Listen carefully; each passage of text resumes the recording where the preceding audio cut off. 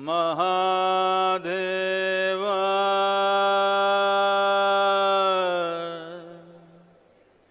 Maheshwara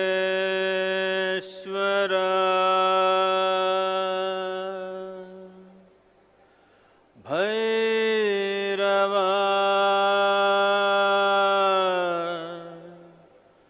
Shri Shambhava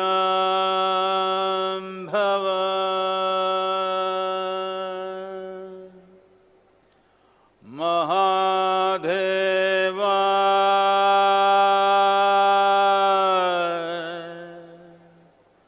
Maheshwara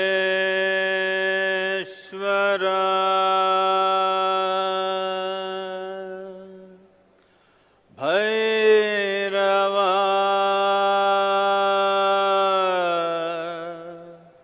Maharatre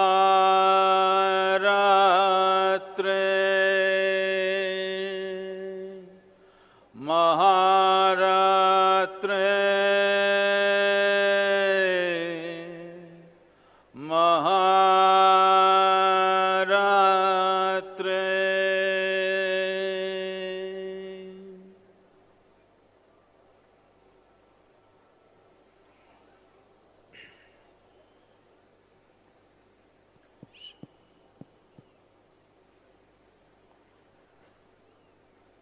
Someone just asking me just now,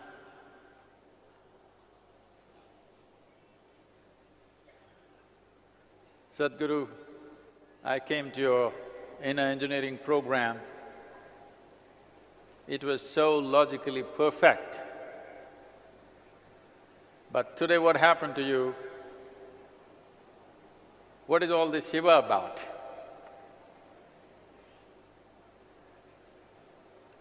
Well,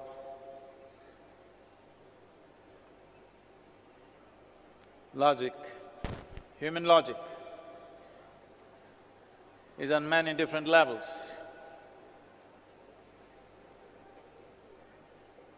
The most rudimentary form of logic says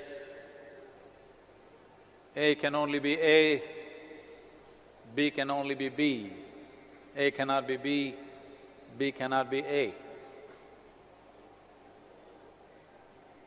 But if you pay attention to life, this life and the larger life, you will see that you will have to evolve your logic. As creatures needed to evolve, human logic needs to evolve.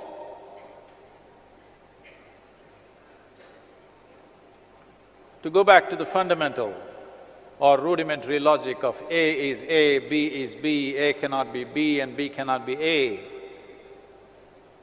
Well, as we sit here today, we didn't drop from the sky.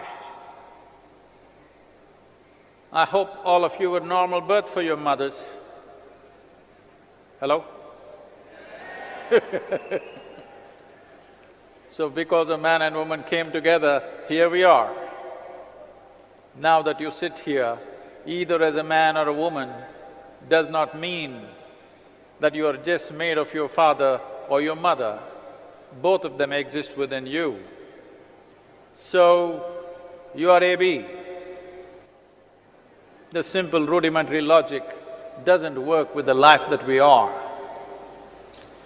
If we want to go beyond the limitations of our physical existence, then your logic has to evolve even further.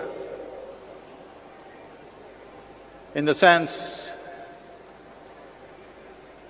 when we say Shiva, Shiva means that which is not, that which is physical in nature. All that we experience through our five senses of seeing, hearing, smelling, tasting and touching is essentially physical in nature. What is physical is what we call as existence or creation. But what is physical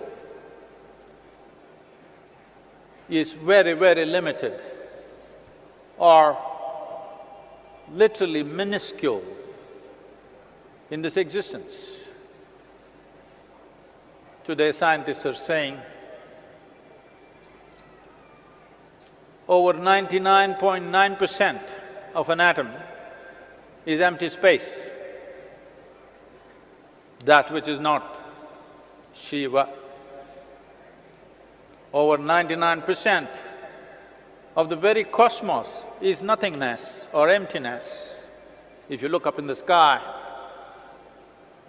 you see a few specks which we call as stars and galaxies,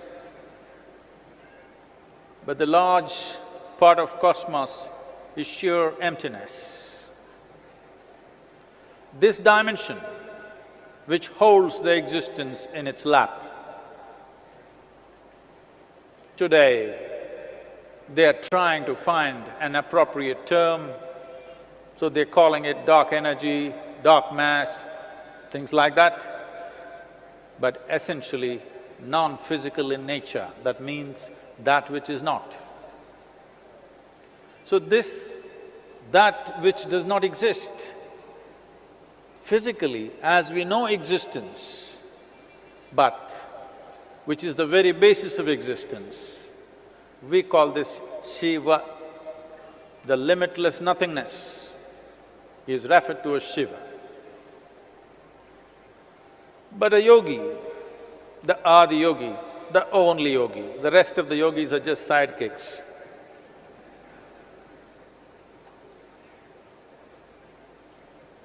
We refer to him also as Shiva because he perceived that which is not. All your perception of seeing, hearing, smelling, tasting and touching through the five senses, you can only perceive that which is. You cannot perceive that which is not. When he perceived that which is not, or he perceived that which we refer to as Shiva, because after all, a human being is what we have perceived. So we called him also Shiva. Well, I think at least over 40% of the people in this crowd or everywhere in the country are named after Shiva. Because you might not have perceived, but within you also, every single atom in this body is over 99% Shiva. So, you are an unrealized Shiva, so we called you Shiva anyway, hoping that one day you will get it.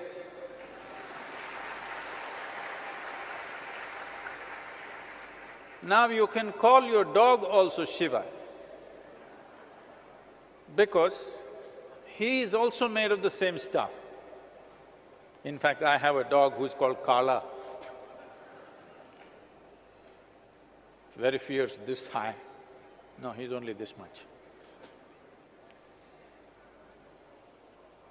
Now, you can call a dog also Kala because he's also made of the same stuff, maybe right now not capable of realizing, but it is possible for you to realize that he is also made of the same stuff. So, the ultimate, limitless, boundless basis of existence, we call it Shiva. The Adi yogi, we refer to him as Shiva. And we call every one of you Shiva. You can name your dog Shiva, cat Shiva, whatever.